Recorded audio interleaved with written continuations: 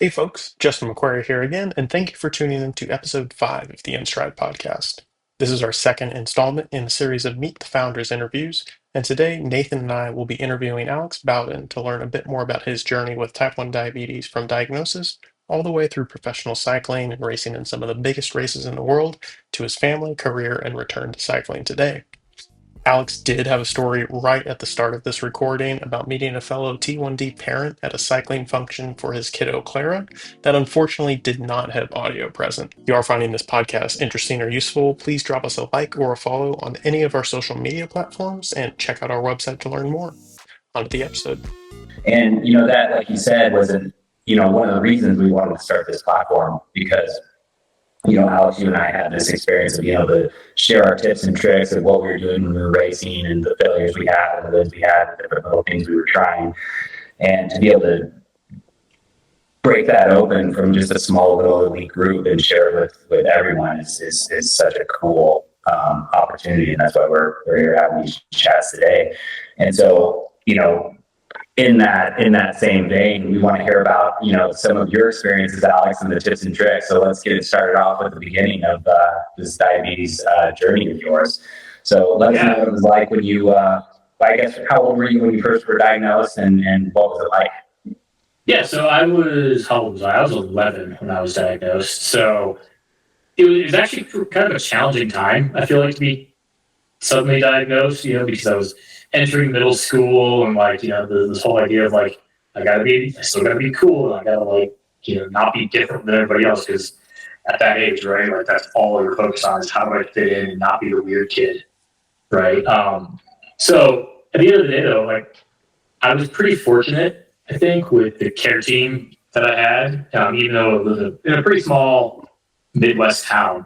The endocrinologist that I got involved with and the diabetes educator were great and always super encouraging, which interestingly I've learned is not always the case for a lot of people, and in kind of the similar experiences I've had in the last 25 plus years kind of echo that. But I think it really helped me out, just kind of helping me understand what was going on and what I needed to do. And in fact, I still could do whatever I wanted. I just had to learn how to do it, right?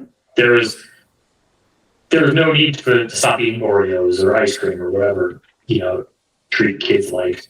I had to figure out how to do it, and maybe, there's a few months here and there. The challenge I ran into, right, is as I started getting older, you start getting into those rebellious teenage years, and I basically was just like, screw this, I don't like diabetes, this is dumb, I don't want to care for it. And, it's a bad place to get into, but at the time, I didn't care at all. And cycling and actually the team we met on, Nathan, are really what helped me out a lot.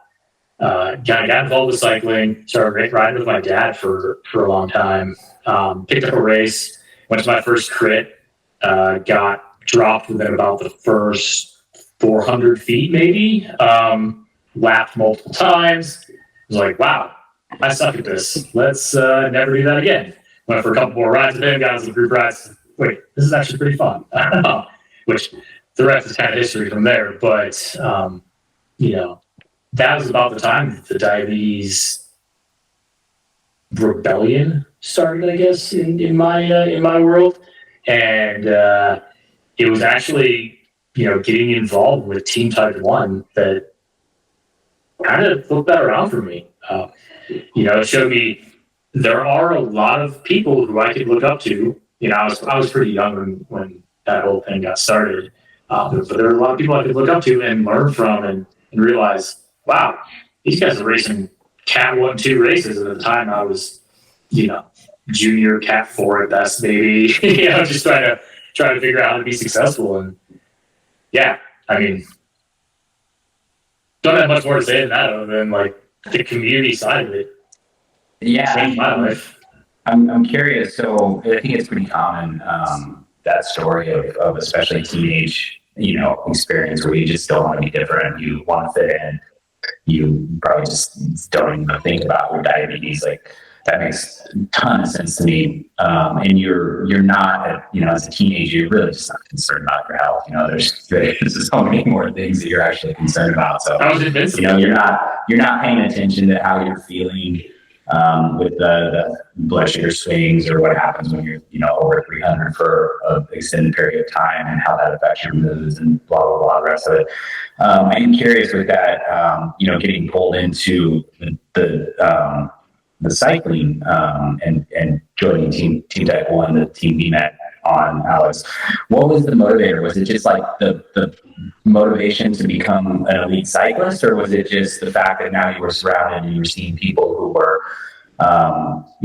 dealing with the same disease and people that you were like inspired by, people that you wanted to look up to, people that you were like, okay, I can identify with that person, so maybe this thing that I have isn't so bad?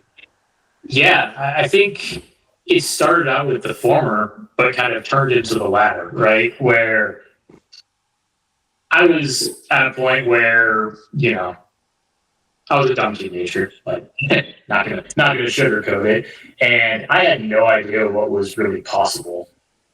Like you go to school and you're learning all your subjects, stuff like you're not really like at that time. Maybe I should have been, but but I didn't. Thinking that much through to the future, so I could see kind of what was right in front of me, and I was like getting better at cycling. I was finishing races. I was having some fun, and maybe it got an upgrade or two here. And so just seeing people that were a bit older than me and a bit more successful in cycling was just something I could immediately relate to. And then through that process, you get to see like, oh, these are their ambitions. Like, those could be my ambitions too. Oh, we want to get somebody. I think they had that, somewhat crazy goal of having a whole diabetic team in the Tour de France by, I don't know, a long time ago, like 2012 or something like that, which I think we're still waiting on that a little bit. But, but that message was insanely inspiring in the sense that I had never thought that big before, right? Like I didn't know what I could do, and I never felt that great because I think I know that my control wasn't as bad as a lot of people's tends to be, but I think I got up to an A1C of somewhere in the high eights, like 8.8, 8.9, somewhere around there, which, I've talked to people that are in the 13s, and that just feels insane to me, like it. But once I learned that, like, I could just kind of check my blood sugars more and just be a little bit more diligent. At the time, we didn't have a lot of this, as much of the awesome technology as we do now, where it kind of just falls into the background. But, just kind of learning how I could use diabetes to, like, be better at this goal I had was just fun and kind of an exciting challenge. And then it also allowed me to go back to school and be kind of one of the cool kids because I got to travel around the country doing cool bike races, and nobody else got to do that. So kind of a win-win. Yeah, totally. So, Alex, we met because we were training for this race where we field a complete team of 8 type 1 diabetics in a race called Race Across America. And we were prepping for that. So why don't you talk a little bit about, joining the team with that kind of an ambition. And I think I raced the year before you. We didn't actually race on the same team together, but tell us a little bit about that story and then kind of how that progressed in your cycling career. Yeah, that was that first huge goal, joining. I think we talked in the last episode about meeting in that what I remember to be kind of a weird hotel room in Atlanta, but also probably just don't remember correctly at all because you're saying it was like artsy and boutique. And I was like, okay, well, it probably was, and I just don't remember anymore. The idea of getting into that group with everybody and like we're gonna win Race Across America, we're gonna set a world record, all these things was just super inspiring. I remember getting a phone call when they were figuring out who the team was going to be. There was an 8-man team, and I'd done the math a while back. It was like, I believe there were 9 of us. And that was like, one person's not doing it. At the time, it was me that was not going to do it that first year. And I was definitely bummed. Looking back, it is definitely the right choice, right? Because I was definitely not this experienced enough, pretty young still, and there was a lot that was going to be going on there. So it was kind of cool that there was going to be at least a year that they got to learn before I joined the team. And it also gave me extra motivation because I got to watch you guys, what was it, 2007, I think, just absolutely crush it. And I said, okay, great. I'm going to get on the team next year. We're going to do even better. Like we're gonna be more successful. And then we got second place, which honestly kind of sucked because you guys inspired enough people to come out and just like really throw it out at that race, which was really cool. That meant the competition level just started skyrocketing. And in true competitive fashion, that meant that we're motivated again. For what 2009, I think was the second year I did it, and that was the year I think we almost broke 5 days 9 hours. They were 5 days 9 hours and 5 minutes, which was like a 45-minute world record and it held for a while, and that really helped me kind of launch my cycling career. I started on the Devo team the year before. We were kind of traveling around the country, doing a bunch of races, and the fitness you come out of RAM with is just awesome. Basically, you've been doing intervals for 5.5 days straight. Like that is such a fast time. I always laugh because I think about living in California, and I'm like, man, if I was to have to drive across the country, it would take me longer than 5 days and 9 hours for sure. So that always is the thing that I love about those times of like, they're just going so fast. And that's just so fun. There's like so many fun memories about racing across America where you're just like in the middle of the desert, nowhere in Arizona, and like you're under a blanket of stars at 2 a.m, just riding your bike as hard as you can. It's just like such a cool race. That last year we definitely had some experiences. Justin, you may not even have heard about this, and Nathan, you may not remember, but we caught a van on fire. Well, I did not know this. This is news to me. I think I heard that story, but I've forgotten. I very much hear about that. I think I know exactly what happened, but let's hear it. Yeah. So I was out riding. It was my pole for the 20 minutes or whatever, and I guess they didn't put a heat shield on the bottom of the rental van quite right. They pulled over into the dry grass, which then caught the grass on fire. And then, well, here we got a visitor to come say hi. She's got a great shirt on, just like Nathan. Look at that! Look at this shirt. It looks just like yours. Welcome to the interview. I love your bike shirt. He said he loves your bike shirt. Okay, let's go back at the mom, okay? Anyway, pardon the interruption, and a quick hello from a little fan. But yeah, so the heat shield wasn't put on the van correctly, and they pulled over to the dry grass, and I honestly quite don't even know what state this was in. Grass caught on fire, van caught on fire, which luckily was during the day, but that meant that it was me and Matt Brooks ended up getting stuck out there for about 2 hours, and like one of the teams bringing us water because we just had nothing. The I was with just had to abandon the vehicle and all that. Oh man, it was an experience to say the least. Those ultra endurance races are so cool, man. It's just like there's so many things that have to fall in line, from the crew to the racers to the gear to the fitness, and that's what makes doing that race with 8 type 1 diabetics so amazing and such a cool visual for what can be done with type 1 diabetes when you have the right knowledge, education, tools, understanding of how the system works, how your body works. And so like I love that race, man. The success that I was able to experience that you guys had at that 5 days, 9 hours mark is just such a cool thing. Yeah, it was awesome. I never want to do it again. but it was awesome. Twice is enough. Okay, well, let's move on from RAM because there's, your cycling, profession really kind of grew. I don't think I realized at what level you were racing at. So why don't you tell us a little bit about some of the races that you experienced on the pro level? And I mean, you raced all over the world. So let us hear post, after RAM, kind of where that led. Yeah. So, like I said, when, for the second year of RAM, I was on the development team, which at the time was not a Continental Pro team. The team that won was still a U.S. Continental team.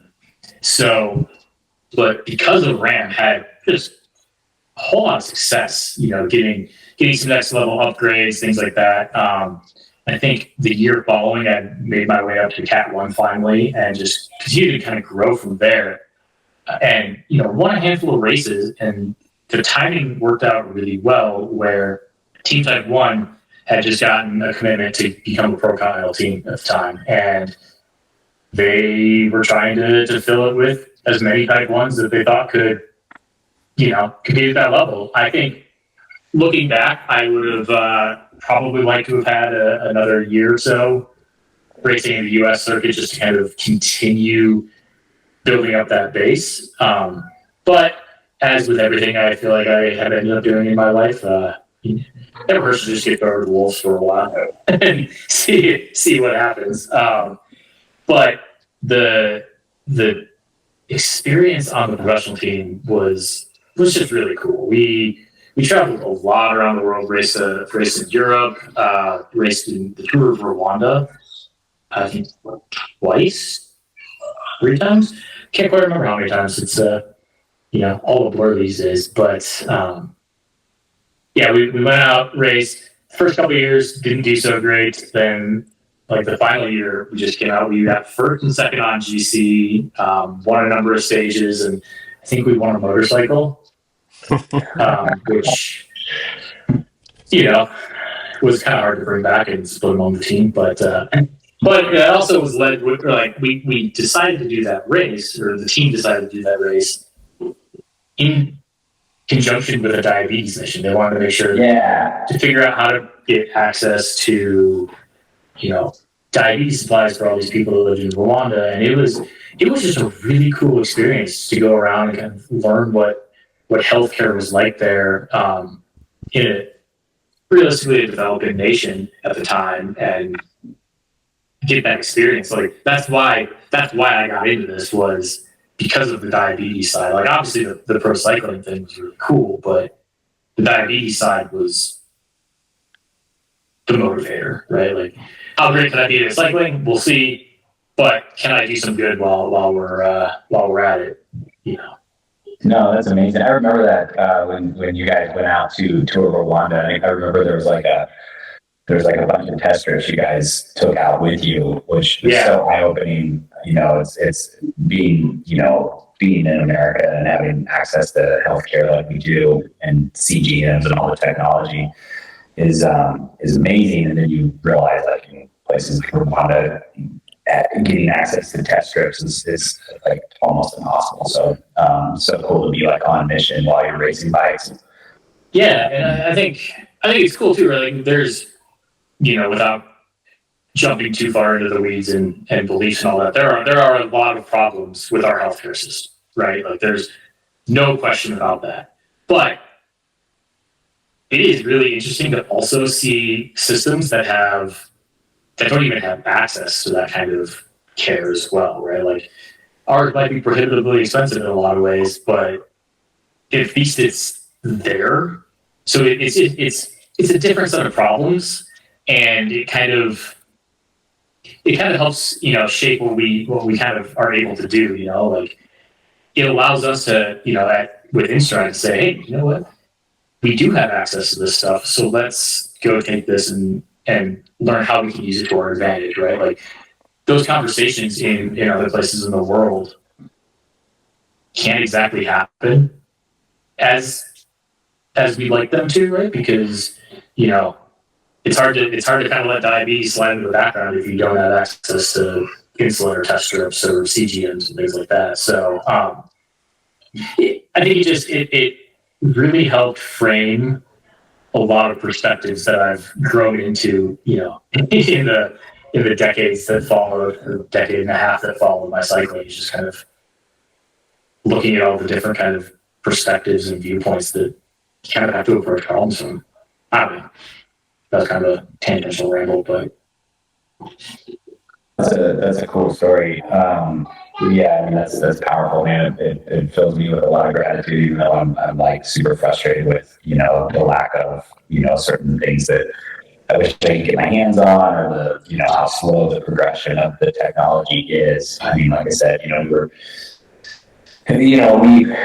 fortunate enough. We had access to some amazing CGM technology long before it was ever really accessible to the community, and it's always so frustrating to me that this life-changing technology is just so slow to get out into the world. And it's another good reminder when you tell stories of racing in Rwanda and the mission you guys are doing out there. But really cool nonetheless, because you guys are helping change lives with access. So very cool. Yeah, it was definitely one of the cooler experiences, and to kind of go for a little further into the cycling career. I feel like I might have overshadowed some of the big races I did with some of these cool experiences with Rwanda. But I was gonna say, I was looking at your resume, and I'm like, I see some races you did in Flanders, and if you're a cycling nut and listening to this podcast, Alex, raced at the top level in E3, which is like a mini version of Tour of Flanders in Belgium, one of the cycling crazed countries in the world. So why don't you tell us about that story? Because that's just like such an honor to even be in that race, man. Yeah, that was an absolutely wild experience. We had a crew of racers just out in Belgium for a handful of those spring pre-classics. So E3 is now E3 Saxo Classic, I believe, but back in the day when I did it, I think it was 2011-ish, was E3 Harlebecke. I'm probably saying that wrong. But yeah, it was pretty wild. I don't think I really realized the caliber of race I was on the start list for until I showed up. We show up in our team bus, we go out, and there is just a horde of people that have as well as everybody else on the team, but they had cards with my picture on them, asking for signatures. And I was just like, I'm kind of a nobody in cycling. I'm here. This is awesome. Wow, this is exciting. And then you go look at the start list, and at the time it was Tor Hushov was the world champion, I think, that year. He was in the start list.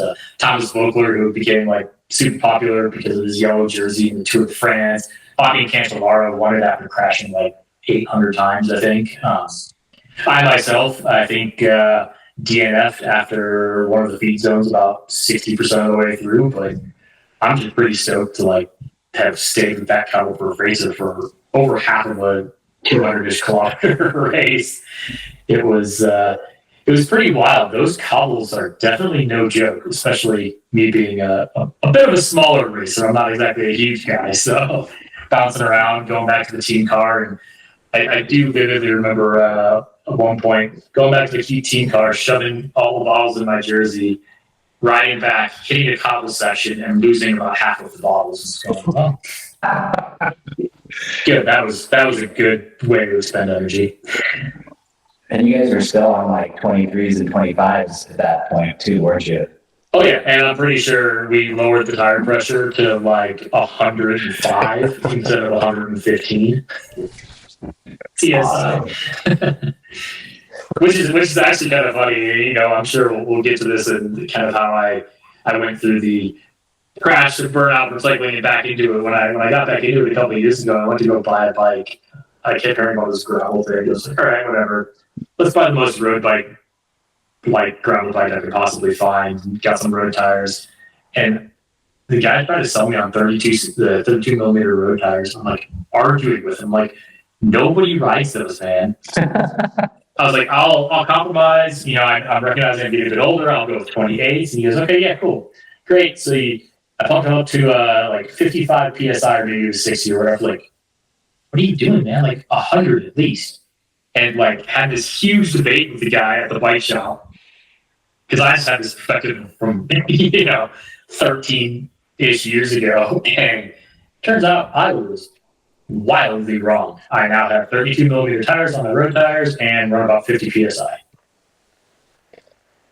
But did you explain to the bike mechanic that you were that you raced basically E3 Saxo and Flanders, and you know what the hell you're talking about? Did you explain to him that he was just not he didn't know what he was talking about, or did he get that bad? It wasn't. It was a friendly conversation. I'm trying to picture this conversation. Sounds awesome. So I was trying to explain without coming across like an absolute asshole. It's like, I definitely know what I'm talking about. I did this, at a pretty high level a long time ago, but I also didn't want to be like, I raced this race, guys. Like, Look how cool I am, because I didn't finish the race. So yeah, I mean, to say you got dropped by Fabian Cancellara is pretty sick. I'm sorry, that's pretty cool. Meanwhile, Justin's over here racing local crits on his 45s. So I mean, that's where we're involved to today. Mm-hmm. I can't recommend it either. Well, sometimes it's arguable. I won't be going to any big crits or any big races in Belgium with 45 gravel tires on a gravel bike. It'll probably be 32s, and maybe at like 50 be on the high side. The technology's changed a little bit. Dude, those 32s are comfy. Like, they really are. There's a reason they're out there right now, and they work well. But so this this crash and burnout from professional cycling, how soon after E3 did that start to creep into Alex? I think it was about the next year.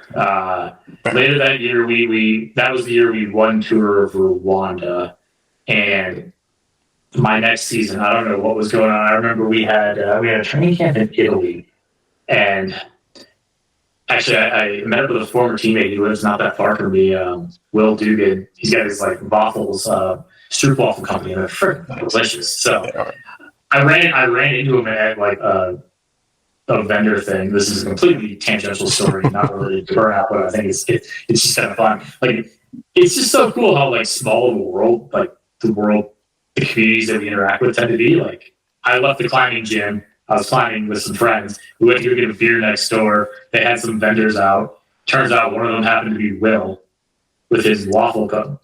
That's a small world. Holy cow. For sure. Will, I haven't seen you in 13 years. So then we've hung out a few times and we're chatting. We were actually chatting about this training camp I was referring to. He's sitting there going, man, we were fit. There was this time we were just sitting on the front, and we were two pretty small dudes on the team, and riding with, all these. They had hired signed some pretty big name. I can't remember exactly who they were at this point. It's been so long, but just sitting on the front, just drilling it at 40K an hour for God knows how long. And I'm sitting there just like dying. Will's dying. We're just like looking at each other like, okay, come on. Another 30 seconds, another 30 seconds, another 30 seconds. And so I think that was 2011, maybe 2012. That season, and I was ready to just crush it that year. I had some experience of like E3 and all these different races. I'm like, I am ready to go. And just got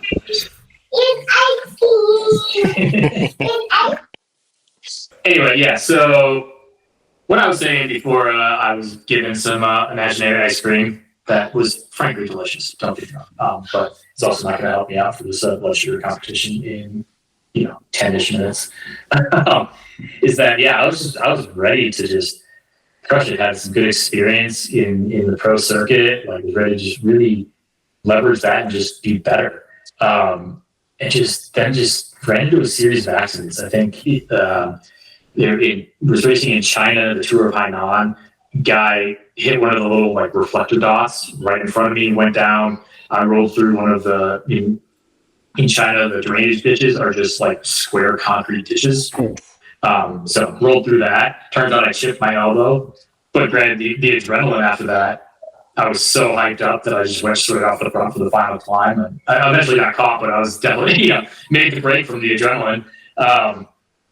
Ironically, got stuck in an elevator for 45 minutes after that when we got to the hotel, but that's somewhat irrelevant. Turns out I broke my elbow, DNF from the race, flew home. Okay, let's recover. After the next race, that was back and chill. We come back, gave a teammate a tire because that was a gravel race. It's a road race, but mostly gravel. Gave it to the guy that was the team lead for the day, waited for the car, was coming back on the car. We hit a pothole at like 50 miles an hour. Knocked me out cold, into the hospital, right? Concussion. Next, after that was, it was like I chipped my shoulder in another crash, and then, flew somewhere where we didn't have like mechanic support. It was just me doing a race, and bike went bad, and then it was like, I think we had VIQ maybe, and the battery just blew up, or the derailleur blew up, and had to get a replacement. So it didn't perform well in that crit. So there was just a lot of things that weren't going well. Still kind of like, okay, you know what? We've got this. This is fine. Shit happens. Let's keep working hard and doing better. Was back actually staying at my parents' house in Illinois and was doing the Glencoe Grand Prix, which is a bike race in Chicago. Just a crap fest. You'll probably guess what happened because I crashed. Hit the deck around a corner going pretty quick. Guy runs into my face, snaps my jaw in half. Oof. Big oof. Yep. Very big oof. I can see this leading into a slight burnout for sure. That's a gnarly year, dude. Yeah, it was not great. Yes, it wasn't great. So, and then on top of that, and looking back, I hold no like ill will or anything. I'd say at the time, the team was definitely what I would call in startup mode. And I've since worked in the software world, worked in a lot of startups, and I understand how like a lot of decisions get made that aren't the best decisions because you just don't know what you're doing yet. And they were still kind of in that mode. And so without going into, the real details, there were just a handful of things like that. Dealing with the injuries plus like some of the team politics and dynamics that just were mentally draining. And I just burnt out hard. I tried to race, like didn't sign with the team the next year, tried to like do a little mentorship type team role on a elite-ish team in Southern California. Couldn't even finish a race, just like did not want to go around corners. Like, you know what? I'm not making any money anymore. I need to get a job. Let's hang the bike up. And then I bought a bike 12 years later.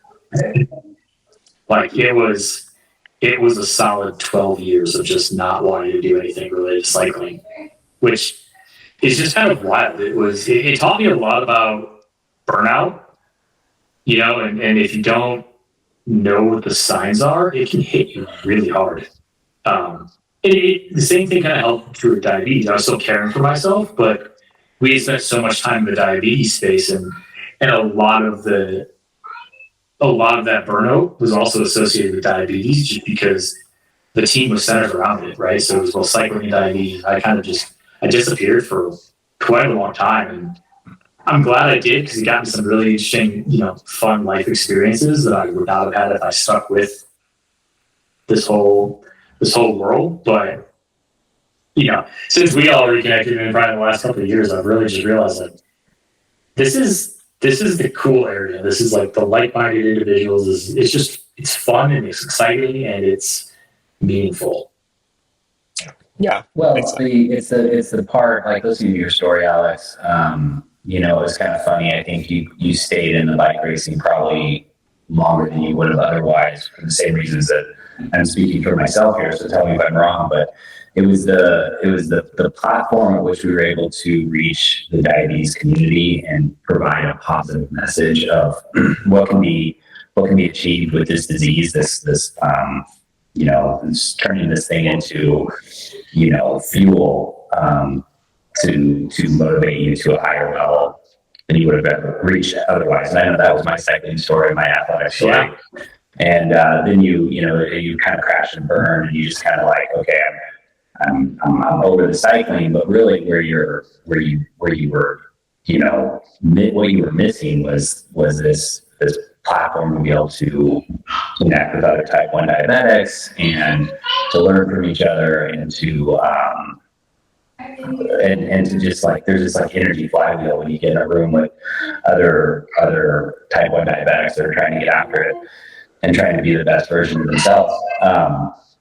Well, I think too, that's led us to this here. And so I guess, I don't know if that's a question, but that was an experience I had as well, but it sounds like a similar through line with your story. Yeah, I'd say it's definitely similar. And I think probably part of that burnout where I wanted to kind of, like, I was doing some JDRF coaching, and things like that. And it was really fun. But I think one of the things that hit me, and I've since learned that I have to kind of like compartmentalize and disassociate certain aspects is, like you said, we had that platform that could inspire others with type 1 and see what they could achieve. And for me, it was like, man, I crashed and burned from my cycling career, it felt like. And I was like, that becomes associated with, well, was our message a bunch of BS? Because like I now didn't succeed with it. And, years later, having kind of experienced this, I realized that was not the right way of thinking. But still, when you're kind of in that state where like everything you kind of have known and have worked for kind of just has to end for one reason or another, like it takes a mental toll. And we sat here. I probably haven't like shared much of this with you guys. We talked about how great diabetes can be to like be an advantage, but there is definitely a mental component to things that is worth at least recognizing exists, right? Because we have to make tons of decisions a day on everything, and ideally we get to a point where that becomes less thing. But it's still. And we're going to pause for a moment while Alex attends to his 3-year-old. That's fair. Apparently, he's getting a Strider bike, which I'm excited for. I'm very excited for that. It's ironic that it comes in the middle of a very like serious, intense talk point. Like, oh man, talking about like not only the burnout of, and I think what you're speaking of too, Alex, is like diabetes burnout, right? I mean, there's thousands of decisions that you have to make every day, and there's ups and downs, and there's all these times where you wake up and you're 400 for whatever reason. You think you kind of know why, but maybe it was technology failing you, and just like those moments, you just like, dude, they're hard. Yeah, and I mean, I think, that's exactly it. Yeah, I think it is hilariously ironic that I was finally getting to like a super real statement, and then it was like, all right, well, let's get a little bit more imaginary ice cream. But it's a good metaphor for life with diabetes. Yeah, like things get in the way. Yeah, and it's not a bad thing, I remember hearing a stat one time that if you put 100% of your effort into trying to control your diabetes 100% of the time, you would be accurate 80% of the time. Like there's 20% of the time or some unknown percentage of the amount of time you spend with diabetes is just unpredictable. And there's, no matter how much you do to try and prevent whatever may happen in that time, it's inevitable. And it's like you were saying, like Nathan was saying, it's all in mindset and how you approach the adversity there. Yeah. No, I think that's insanely relevant, right? Because there's only so much we can ever do at any one time. And, I think that it's really relevant to talk about the decisions and the fatigue that diabetes brings on, but on a more macro scale, right? Like how we approach problems, right? And how we manage them as they come up, because let's be real, everybody has them. We have them all the time. And it's not just diabetes related. It's just one more thing that like the three of us and many others have to consider. And I think what I really learned from this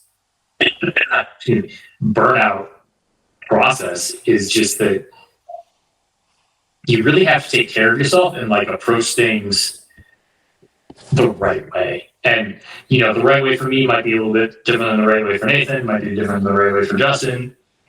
To be determined. Like, I know that I've always gone through and said, okay, this is the problem. I need to solve that problem. And, like how can we solve this problem? Break it down to smaller problems and start working it off like a task list. So that's my approach. But recognizing when I'm in a state of kind of burnout, whether it's just career-wise, or diabetes-wise, or just frankly when parenting a toddler becomes just overwhelming sometimes. Nathan, I know you can probably relate. Sometimes it's just like, what is happening? What is going on? Recognizing when those are starting to occur and going, okay, let's step back. Let's look at this from, like, at least for me, look at it from a bigger picture view and start like, what can we handle right now? What can we deal with? And, I don't think I would have had that viewpoint as well refined had I not gone through this process. However, I also probably would have appreciated not having been like completely burnt out. Like I worked so hard at for over a decade. But. Yeah, man. I mean, I think that it's a really cool point. It kind of relates to what I'm always preaching as as diabetes being an advantage and like taking those moments of failure. Let's just call high blood sugars, low blood sugars when you try to go out and you're aiming at like a certain number and you miss that number. And, that takeaway is like, okay, well, there's an opportunity to learn something valuable here from that failure. And then, bring that into your knowledge base, and then you're going to be better because of it. And that's what you're talking about. You went through this experience of burnout, and you were able to like figure out, oh, that's what this is. This is burnout. Now I'm going to be able to take that. And when I'm running in the red with my family and I feel these symptoms coming on and, this lack of motivation, whatever, I can compartmentalize them. I can say, okay, this is maybe I'm just getting overwhelmed here. I'm getting stressed here. I have to, take care of myself. I have to step back here. I have to recover. I have to focus on my sleep, my recovery, whatever it may be. Maybe I need to go on a vacation. Maybe I need to, and to be able to like see the signs before you crash and burn. And that's kind of the life of a type 1 diabetic as well, right? I mean, it's like trying to predict, what's coming down the road. And that's just the life of living it, missing a bunch of times. And then, like I said, taking it as an opportunity to embed it into your knowledge and move through life a little smoother. And that's, on the diabetes side, that's on the burnout side, that's on the parenting side, that's just everything. And so it's like taking all these moments of experience and learning from each other. I mean, it's like, that's why we're sitting in this group and sharing these stories, because I hope, that people are listening in and they're like maybe able to learn from your experience, Alex, Justin, when we get to talk about your background, your cycling, I'm sure there's lots of lessons to be learned there as well. I mean, that's the true power of these kind of platforms. Well, yeah, I mean, I think you really said exactly like the viewpoint that I always have, right? It's like, okay, well, shit happens. What did I learn from this, right? I think that's really important. But you kind of maybe inadvertently touched on a perspective I really have and try to vocalize as much as I can in just kind of these side conversations. Like diabetes is actually a really interesting like way to perceive other issues that come up in life, right? Like it's very analogous to a lot of things that we see every day. It may be a smaller kind of lens, but I've taken what I've done with diabetes and applied it to, parenting, for example, or work or training now that I'm back into it. Like I think a perfect example is like, okay, so I had the other day, I think I was sharing with you guys that I had like my pump was not quite working right, and my sensor was giving me some slightly inaccurate numbers, and it got to this point where I was just like massively overwhelmed, but you're wickedly high for hours on end. But I can actually apply that to parenting really well too, right? Because I can now say, well, hey, sometimes things just get in the way, and like Clara will come up at times and just have an absolute meltdown, right? Like we were putting her to bed the other day, and she wanted to use her Squishmallow instead of her pillow. I was like, okay, that's fine. So I put the Squishmallow in her bed. But what she really wanted me to do was put the Squishmallow next to me, take the pillow out, put that next to the Squishmallow, then put the Squishmallow in the bed, and then put her in her bed. I don't have any idea why that was the order that things had to occur in, but that's what she wanted, right? And she was tired and just had like a 45-minute meltdown over this. And it's like 11 o'clock at night at this point. But I give that story, is like, that's not all that different from me just having really high blood sugars and getting overwhelmed. Like, I can now see what her perspective is like, and it really helps me understand that more and just go, okay, she doesn't have control of her emotions right now. She's 3. I'm not 3, so I maybe should have better control. But that's a story for another time, or a discussion for another time. But it provides these insights into, okay, great. When this happens in life, it's analogous to something that happens in diabetes, so you can kind of approach solving that problem in the same way. And I think I don't know, it's what I like to do. It seems to work okay sometimes. Yeah, I remember that like I have this thought that comes to mind, right? So I remember when I was doing the bike racing thing full time, and I would speak in front of groups, and people would be like, "Oh, I can't believe you won that race," and blah blah blah. And I was like, "What? I knew I was going to win." It's like I had the advantage, and they're like, "What do you mean you had the advantage?" It's like, wow, it's a lot harder for me to get to the starting line. So that just made me a better athlete, a better bike racer, and that's kind of true with life, right? I mean, it's just harder to go through life as a person with type 1 diabetes. And so by taking on those little challenges every day, that inevitably is just going to make you better at life because it's harder, right? I don't know. I think so sometimes. I like that story, right? It's like, it's just like training, right? And so your story like hit on that. It's like, yeah, man, of course. You have to like figure out these little nuances about how to manage all these little tips and tricks, and you're just, it gives you more information. Yeah, and you also get to learn how to deal with a whole bunch of people giving you a bunch of wildly ridiculous advice. And when you're wearing a T-shirt with the name of a company that sponsors you, how to not tell them that they're morons. Yeah, exactly. I may or may not have a story of flying to a race wearing, the team T-shirt and walking back to the bathroom, and it was like the flight attendant was asking me questions about it, like they saw my insulin pump or something this time, and then decided to go on a tangent about how, did you know that like there are some lizards out there that can regrow their own tails? Like, have you considered like looking into some therapy like that for your pancreas? It's like. That's worse than cinnamon. Cinnamon's supposed to be the cure for everything, but that's a new level for me. Oh my goodness. Nice. Yeah. Nice. It's like, all right, if we're going to continue this conversation, can you at least give me like 5 glasses of wine? You're right now. Yeah. Jeez. That's a good one. Hey, all right. Alex, we've been on this for a while. Let's hear where you're at today. So burnout, you learned some lessons, we progressed out of it. You're back on a stage in the diabetes world, talking about stories, tips, tricks, lessons learned. Let's bring it back full circle. Like after cycling, after burnout, what did you get into, and where are we at today?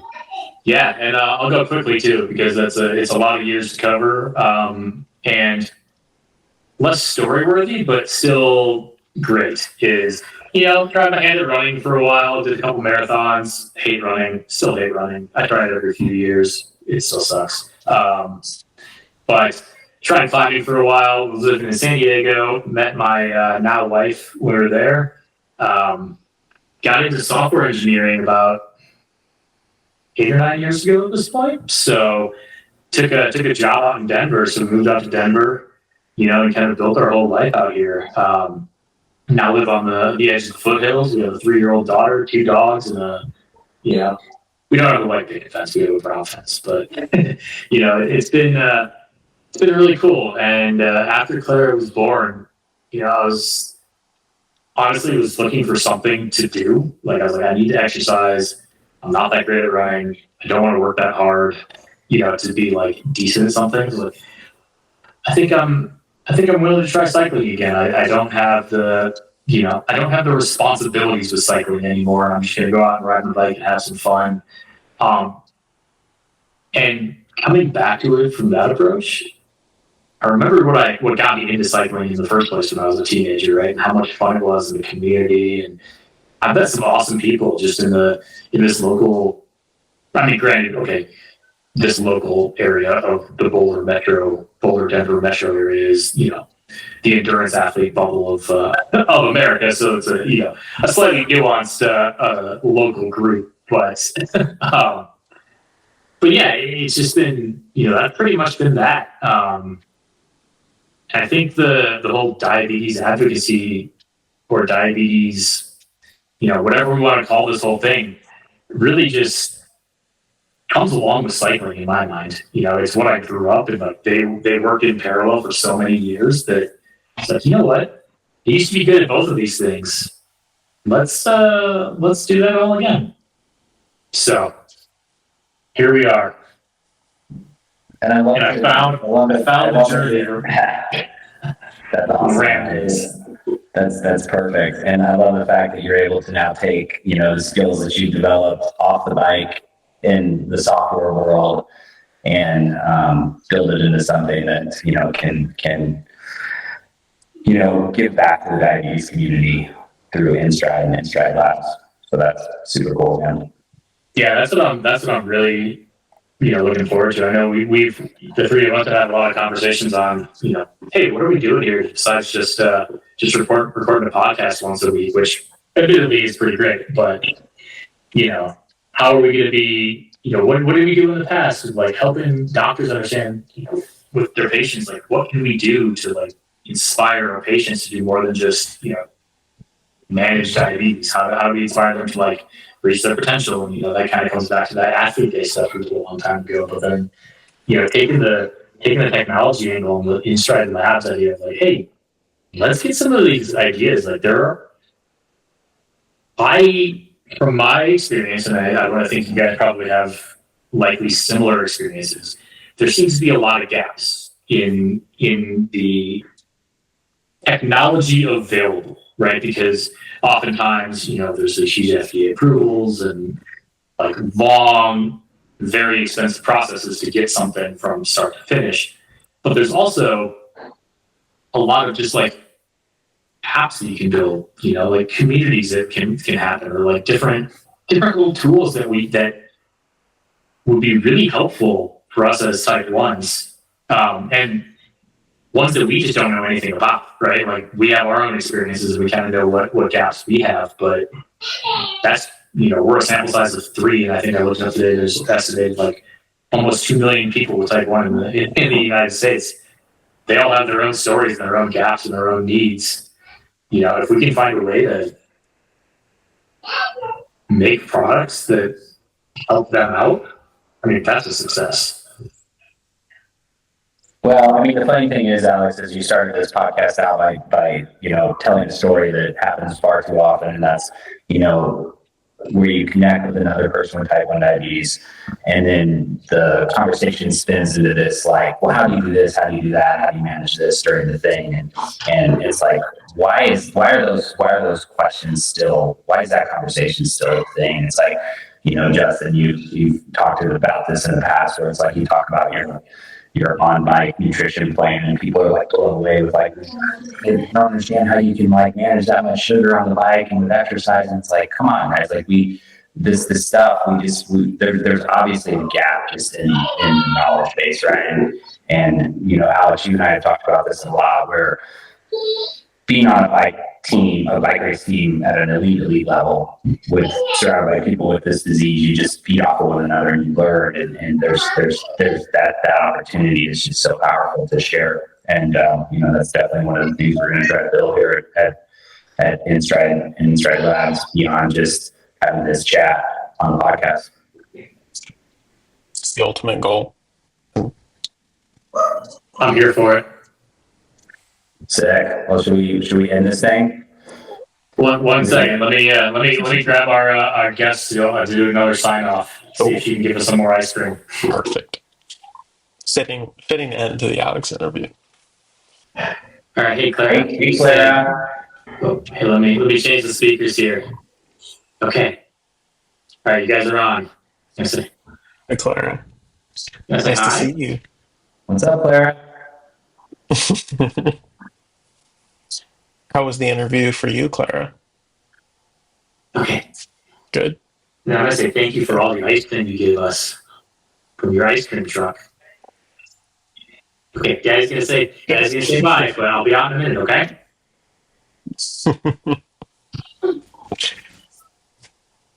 Okay. That's awesome, man. All right, for the blood sugar sign off now. I think Where it's you guys blood sugars at? Oof. I'm 152 barrel across. Oh, man. I was trying to bring mine back down. It's not falling as quick as I wanted. Should have taken 5 units instead of 4. I'm 218 arrows straight across. Gotcha. 181 arrow down. Dang. Oh wait, that means I'm winning again. I think you got it, Justin. Justin gets it again. Dang, 2 in a row. This is astonishing. Not had that banana. I think it's because he gets to train more than us, Alex. He gets to ride his bike more. It's like, dude, that is easier when you're exercising all day. That is a big perk of I think we need to add 50 to his blood sugar every time just for that. Yeah. Give him the you get to train all day handicap. Gee, so I'll have to be 49 to win. That's brutal. Either way, either direction. Okay, either direction. All right, yeah. So it's just we need a 40-point swing. So I think he should be even with that handicap. Anyways, all right, guys. All right, guys. Thanks. Thanks, Alex. Thanks, Alex. Cool, it was good. Later, guys. All right, see you.